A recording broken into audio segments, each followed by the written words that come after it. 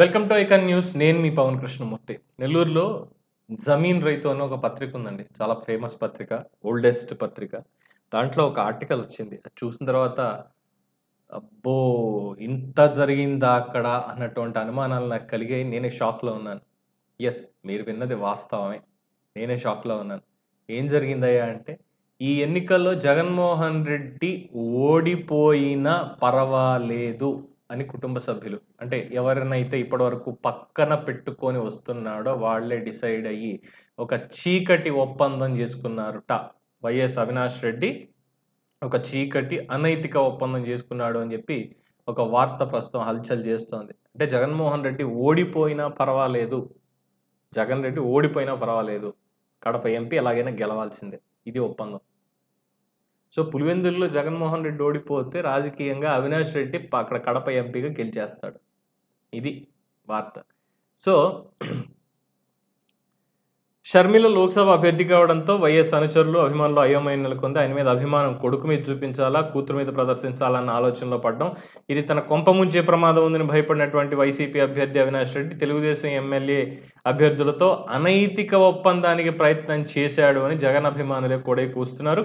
Pulivendula TDP అభ్యర్థి BTech రవికి అవినాష్ రెడ్డి తండ్రి భాస్కర్ రెడ్డి నేరుగా సందేశం పంపారట. 25 పోలింగ్ బూతుల్లో ఇద్దరం కలిసి పనిచేసుకుందాం, ఎమ్మెల్యే ఓటు నువ్వు, ఎంపీ ఓటు మేము షేర్ చేసుకుందామని బేరం పెట్టారట. కావాలంటే ఎన్నికల ఖర్చుకి 10 కోట్ల రూపాయల ఆర్థిక సహాయం కూడా చేస్తామని ప్రలోభాలకు కూడా గురి చేశారట. అయితే బీటెక్ రవి ఎన్నో ఏళ్లుగా వైఎస్ కుటుంబంతో పోరాటం చేస్తున్నారు కాబట్టి, అవినాష్ రెడ్డి నైజం తెలిసినవాడు కాబట్టి ఒప్పందానికి ఒప్పుకోలేదు అనేది తెలుస్తున్నటువంటి ఒక అంశం.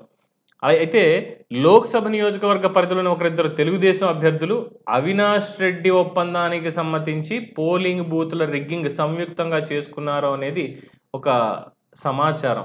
ఎవర్రా నాయనా, అక్కడ కూడా మరి కోవట్లు ఉన్నారని చెప్పుకోవాలా అయితే. సో పులివెందుల్లో ఎమ్మెల్యే ఓటు నువ్వు వేసుకో అనడం అంటే జగన్ ఓడిపోయినా పర్వాలేదని తెగింపు. అంటే భాస్కర్ రెడ్డి ఫోన్ చేసి ఎమ్మెల్యే ఓట్లు నువ్వు వేసుకో, ఎంపీ ఓట్లు మాత్రం మాకు వేయించు, పులివెందులకు సంబంధించి అవినాష్ రెడ్డికే వేయించు ఆఫర్ ఇచ్చాడంటే జగన్మోహన్ రెడ్డి ఓడిపోయినా పర్వాలేదు అని ఫిక్స్ అయిపోయారు తండ్రి కొడుకులు ఇద్దరు కూడా. మరి ఇది సాక్షి యజమానికి తెలుసా, తెలీదా? తెలిసే జరిగిందా, తెలియకుండా జరిగిందా, లేదా వాళ్ళ మద్దతు కూడా ఉందా దీని వెనకాల ఏమన్నా? ఏముందిలే ఇక్కడ ఓడిపోయినా పర్వాలేదు, ఎమ్మెల్యే కింద ఎంపీ గెలవాల్సింది అని ఏమన్నా ఆ మద్దతు ఏమైనా ఇస్తున్నారా దాని వెనకాల అనేది కూడా తెలియట్లేదు. So what ever it may be, మొత్తానికి జగన్మోహన్ రెడ్డిని ఓడించడానికి షర్మిల అక్కడ వివేకానంద రెడ్డి గారి హత్య కేసుని వీటి మీద వాళ్ళు పోరాడుతూ వస్తుంటే సునీతారెడ్డి కూడా, ఇక్కడ వీళ్ళు మాత్రం జగన్మోహన్ రెడ్డి ఓడిపోయినా పర్లేదు, ఎంపీ మాత్రం మనం గెలవాలి అనేటువంటి ఒక పంథాతోటి ముందుకెళ్తున్నారు. ఇంక అంతకు మించినటువంటి అనైతిక ఒప్పందం, చీకటి ఒప్పందం ఏమైనా ఉందా? ఇంతకు మించిన వెన్నుపోటు ఇంకేమైనా ఉందా? సో జమీన్ రైతు వాళ్ళు రాశారు అంటే వార్త ఖచ్చితంగా నిజమే అని చెప్పడంలో ఎటువంటి అతిశయోక్తి లేదు. బట్ ఇది ఇప్పటివరకు బయటికైతే ఎక్కడ సరిగ్గా రాలేదు దీనికి సంబంధించినటువంటి వార్త అనేది మాత్రం చెప్పొచ్చు.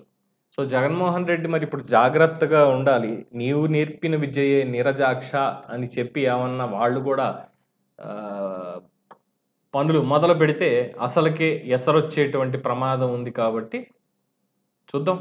మరి 4వ తారీఖు పులివెందుల ఏమవుతుంది? ఎందుకంటే మనం ఒక సర్వే ఫలితాలు కూడా చూసాం. 22,000 మంది శాంపుల్స్ తోటి చేస్తే దాదాపు 50కి పైన % బీటెక్ రవికే పడ్డాయి ఓట్లు, జగన్మోహన్ రెడ్డికి తక్కువ. సో అక్కడ సర్వే ప్రకారం పోస్ట్ పోల్స్ తర్వాత జరిగినటువంటి సర్వేలు కావచ్చు, వీటికి సంబంధించి రిజల్ట్ కూడా బయటికి రావడం జరిగింది. సో అందులో జగన్మోహన్ రెడ్డి వైపు జనాలు పెద్దగా లేరు, ఆయనకి పర్సంటేజ్ చాలా తక్కువ ఉంది. ఎడ్జ్ అయితే ఉంది ఖచ్చితంగా, బీటెక్ రవికి గెలిచేటువంటి ఎడ్జ్ అయితే 100% ఉంది అని చెప్పి వాళ్ళు చెప్పడం, ఇదంతా కూడా చూసాం. సో దీని తర్వాత ఇగో ఇది. సో యథేచ్ఛగా రిగ్గింగ్ చేసుకుందాం, రిగ్గింగ్ కూడా జరిగిందిట. ఇద్దరు నేతలు, తెలుగుదేశం పార్టీ నేతలు ఇద్దరు ఆఫర్ తీసుకున్నారట, 10 కోట్ల చొప్పున తీసుకొని మీరు వేసుకోండి, మేము వేసుకుంటాం అన్నట్టుగానే వాళ్ళు పనిచేసి పెట్టారట. మరి బీటెక్ రవి ఆయనైతే ఏం చేయలేదు, అవసరం లేదు అనుకున్నాడు కాబట్టి చూద్దాం 4వ తేదీన ఎవరు గెలుస్తారు, ఎవరు నిలుస్తారు? అవినాష్ రెడ్డా, లేదు జగన్మోహన్ రెడ్డా? దీని మీద మీ అభిప్రాయాన్ని కామెంట్స్ రూపంలో తెలియజేయండి. చూస్తూనే ఉండండి ఐకాన్ న్యూస్. నేను మీ పవన్ కృష్ణమూర్తి.